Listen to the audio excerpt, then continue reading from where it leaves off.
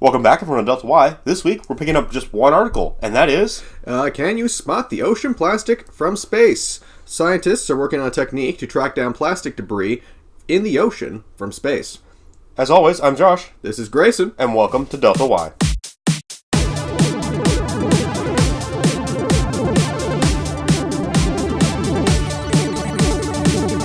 Alright, so for our first article this week, and our only article, we want to try doing one article really in depth this week. We think that we could really expand upon it and really, bring out some good insight into it of what we know about the topic and what we could improve in our understanding of different topics. Yeah, after what happened last week, we went so in depth with, what was it? Was it the space article that we did with India last week, or...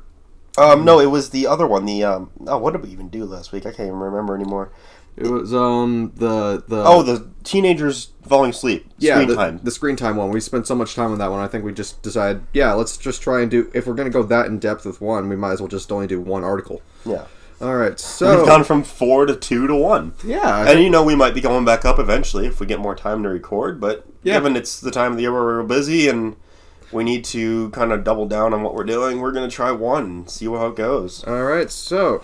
This comes to us from BBC.com under their Science and Environment section. Again, the only link we'll have is going to be linked in the description for the YouTube video, and you can check that out down below. So, scientists are currently working on a technique to track plastic debris from space. So this comes from UK's Plymouth Marine Laboratory, and the early trials from it have been, quote, very encouraging. Yeah, this is very interesting because, they're showing how it's easy for them to use this orbital, imaging to actually track. It's not just tracking like images; they're actually using certain images to pick up what is trash and what is not. So the way they're doing it is, if they're able to zoom in, they can actually pick up and see, like, if it's trash or if it's algae or something else floating on the ocean surface. Yeah. So this is being done with the EU's Sentinel-2 satellites, a pair of orbiting multispectral instruments, or otherwise called MSIs, that were launched in 2015 and 2018, and they're operated by the European Space Agency. So the duo's mission is primarily to make continuously evolving map of Earth's land surfaces, but they can also capture views of coastal waters, which is what they're doing right now for this imaging technique, or this imaging goal of tracking trash in the ocean. And it's interesting because they're using a certain wavelength of light that, it shows very clearly, images. Like, if you look at an image of the ocean, right, you're not going to get that clarity because the ocean's so dark. Plastics in the ocean tend to either be, so dirtied or just dark like from when they were created, that it's hard to spot them. But the way they're doing this is with the wavelengths they're choosing, they're actually very clearly able to see where the trash is. So they give an example image about halfway down their article, and it's the true color versus a wavelength called FDI, which I haven't actually read into very much. And what it's doing is you're able to, we'll have to put this image, we'll probably put this as a thumbnail if you want, and you can see they've circled where the trash is. Well, in one image, using certain wavelengths, they're able to clearly see the masses off the shore of different coastal trash, versus the other one where it blends in with the shallow waters. And that, I think, is really intriguing because that's because the wavelength itself is actually able to separate out the foliage from what's actually on the true color side. I think that, from what I can see, that looks just like a patch of grass around that area in the original true color image, and that's actually able to separate out that. And the specks, they're near the coastline of trash, or what they deem to be plastic, is very well defined, actually. It's very well defined from the background of the ocean that they've taken the picture of in true color. And they're saying that, this is obviously it's an early technology. They're still refining the machine learning algorithms they have working for this. But they expect that they're going to be able to do this, not too far out, and they're hoping that, by being able to track where your trash is in the earth, they're not only, we have technologies coming up that are, scrubbing the ocean surface. We have big net surface, I've seen a couple of different options where people are using, giant nets or other, I can't remember exactly. I've seen a few interesting ones that are, going out and picking up trash. Yeah. Well, if you're able to track it with this system, then you can more, effectively get your boats out there to pick up the trash and get back while wasting as little fuel as possible. Thus, you're helping the environment just by being able to track your trash. Well, there's several different ways you can also collect it as well. I know of one that's basically just like a floating balloon, well, kind of like a floating kind of buoy or balloon-like system. It doesn't capture the trash that's on the ocean floor, but it's able to sort of make a ring around trash. I think what, like 15 miles out from the coastline? That's as far as it's able to go, for boats to then pull it in, sort of like a net, but it's only on the surface. So for stuff like plastic bottles or plastic straws or kind of like other low density materials that are able to float on the surface of the ocean, they're able to bring that around and trap that in. And that's the same kind of system they use for oil spills, isn't it? I think so. System. It's something similar to that, I believe. But there's that. Then there's the nets. The nets also present an issue because it interacts with ocean life, and larger animals like fish or mammalians like dolphins or even whales can get caught up in it, I believe. But that's more for collecting stuff that's sort of floating through. It's not necessarily on the bottom. I think the trash that's on the bottom of the ocean floor is actually going to be the hardest to pick up, because that also interacts with other land-dwelling sea creatures, or like land. What am I trying to say? Creatures that dwell on the surface, surface of the ocean versus underneath. Versus underneath. So you have like seagulls and certain mammals that come up to breathe, and those sorts of animals are the high risk for. And sea turtles, stuff like that is what's high risk for this trash. The floating trash, whereas stuff like crabs or other, I guess, like down towards like the sandy bottom of the ocean, there's different types of trash that'll like float down there, and then it'll interact with a different, I guess, biology or a different sort of ecosystem down there that it will disrupt. And I think that's going to be the hardest one to solve, simply from the fact that a lot of that we don't have a lot of I guess funding for stuff like that where we can just go around and pick up trash, because you need something that's precise, like human hands, to do something like that. And this is what I was thinking of. It's called the Ocean Cleanup Array, and it's from a Dutch student a few years ago. Actually, was this a few years ago? Let's see. Yep, like about 6 years ago this was created. And it was a system that's anchored floating booms and processing platforms that collect the trash. And it's estimated it can move up to 7.25 million tons of plastic from the ocean. And, I mean, this is really interesting. And we'll link this article down below as well, so you guys can take a look at this. But this was revealed at TEDx in 2012. Delft, I think, right? Yep, Delft. TEDx Delft. And so the student went on to found the Ocean Cleanup Foundation, which is a non-profit. And, like, the way that they're going to be able to use, I think, this orbital technology, they can track where they best put their processing platforms, how they can extend their booms around, around certain trash pickups. And I can see these two things working hand in hand. And this is kind of the next generation of that scrubber, where it's able to just kind of skim the ocean surface, let through all the water, and pick up all the trash. Yeah. Down to a certain particulate size. Yeah, and I think that's also... Well, there's also another danger with that, is because it interacts, like, especially with the nets, it interacts with migrating, like, sea life. That's, like, for example, although this isn't a correct analog because salmon live in rivers and whatnot, but, for example, salmon in dams, for example, that would actually probably be a better analog in terms of how it interacts with, how something man-made interacts with other kinds of water-faring life. And, I mean, a lot of now modern technologies are now using, it's usually a few feet of net. So what you're doing is you're skimming the surface, and by doing that, you're not actually going down to the depths that fish technically inhabit. So this technology and other technologies like it are, probably the safest way to be cleaning up the, ocean surfaces. And that's probably the best option for it. Yeah, however, there is, I forget what percentage of ocean, like there is a lot of ocean debris that just floats out to sea from rivers and whatnot that just, I guess, they sort of just float out to the sea. But there's a lot of other trash that's migrated on, like, freighters and whatnot that falls off those ships. And that's, I think it contributes a fair amount to the pollution of the ocean in general. I don't know if, so I think we'd be tracking, I don't know if the MSIs on the Sentinel-2 or the two Sentinel satellites will be able to are focused more on tracking coastal trash, or if they're focused more on just generalized ocean trash in general. I I'm don't sure really know. what their goal is to be able to track. I mean, I think they're demonstrating with coastal because that's a good representation of the system's power.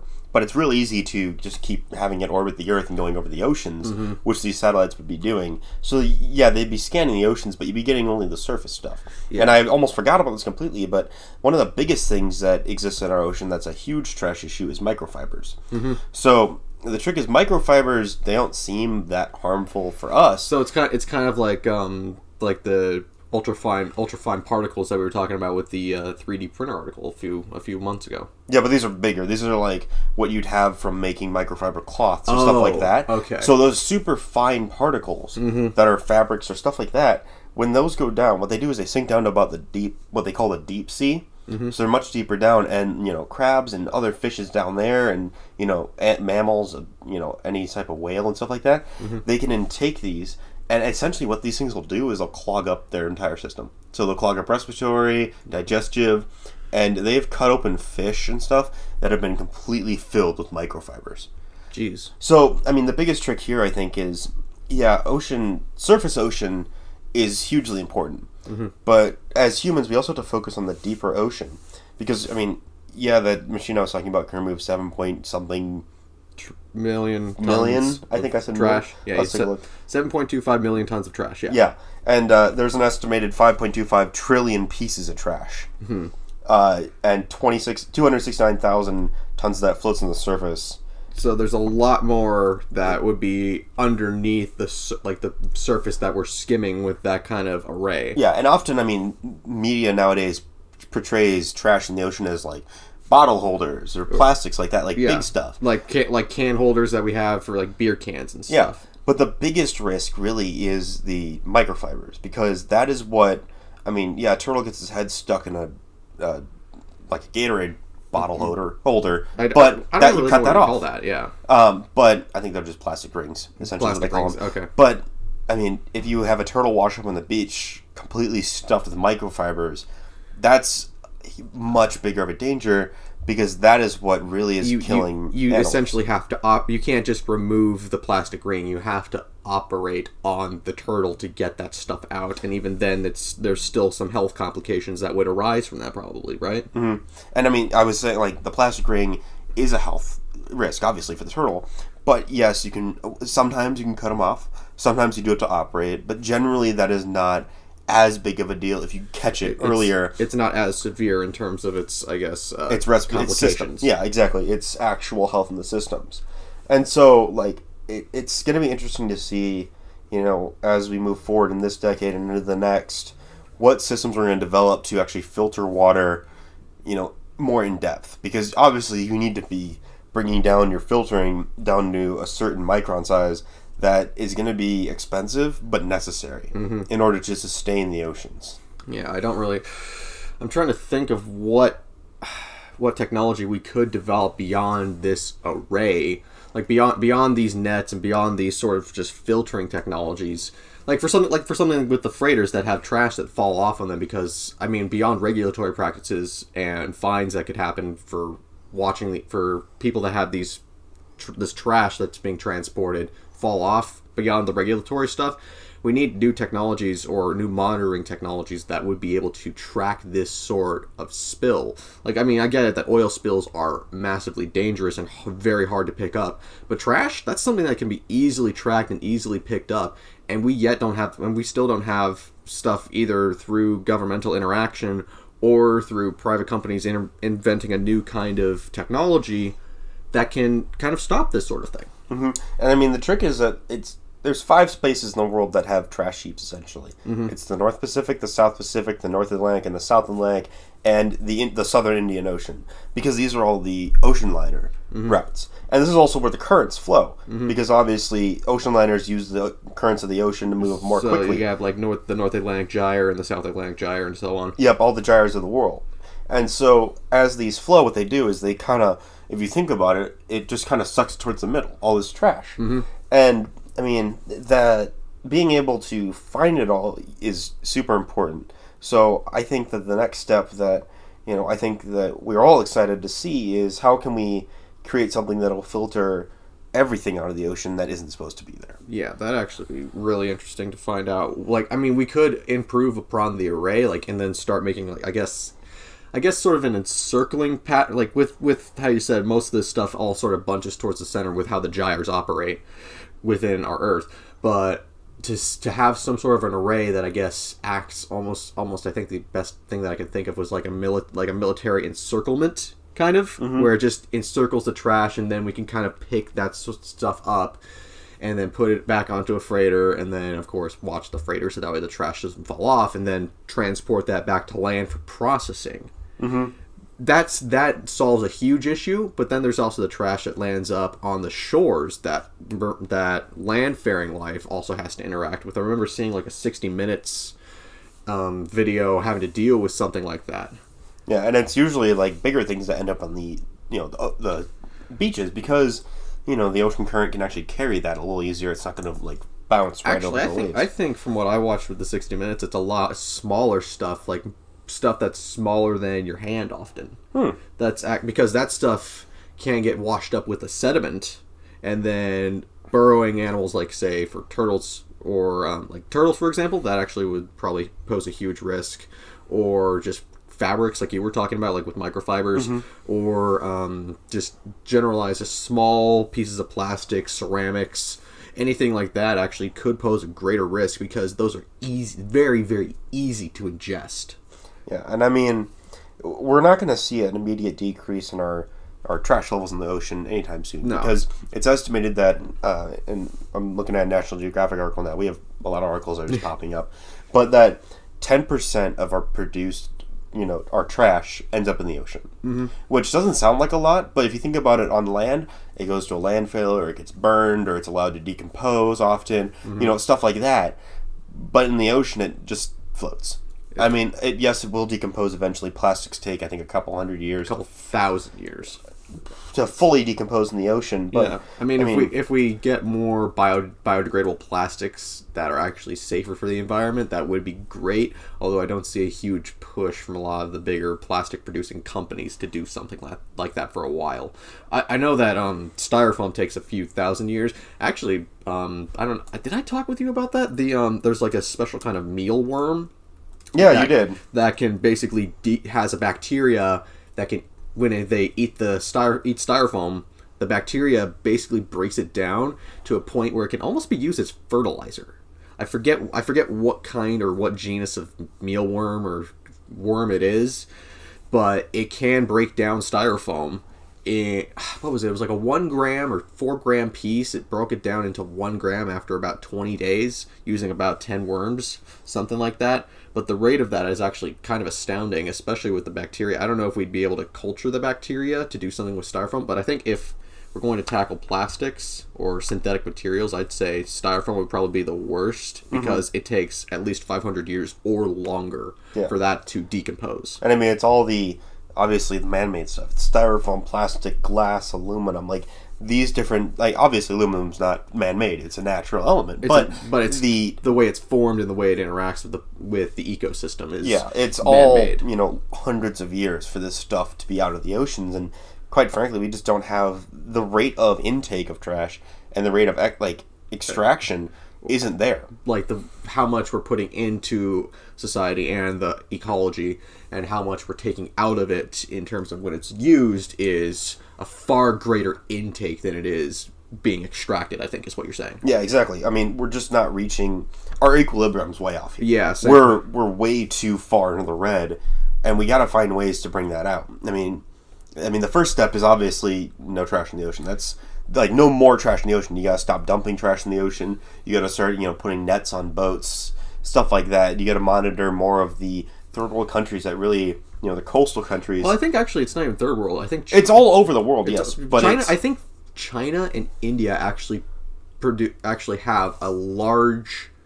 I guess what we're talking. I guess the word we're using is exportation or just injection of waste, like plastics or waste trash, from their rivers into the ocean. I think I might be wrong on that, but they do pose a significant amount of, I guess, their usage of plastics does inject a large amount of waste into the ocean from their rivers, from what I've read. The U.S. is still at the top, but it's not as bad as what China and India have going. Yeah, and the trick there is, like, the U.S. has a different, atmosphere, like, around its people. Like, we have a lot more in our, like, both our industry, where it's like, I think we're actively more trying. We have a better both governmental culture and societal culture surrounding the use of these kind of plastics. That's the big thing. Is there as government is, we have so many good regulations in place that prevent you from dumping your plastic into a river or an ocean. Mm-hmm. Whereas a lot of, like, India, China, like a lot of places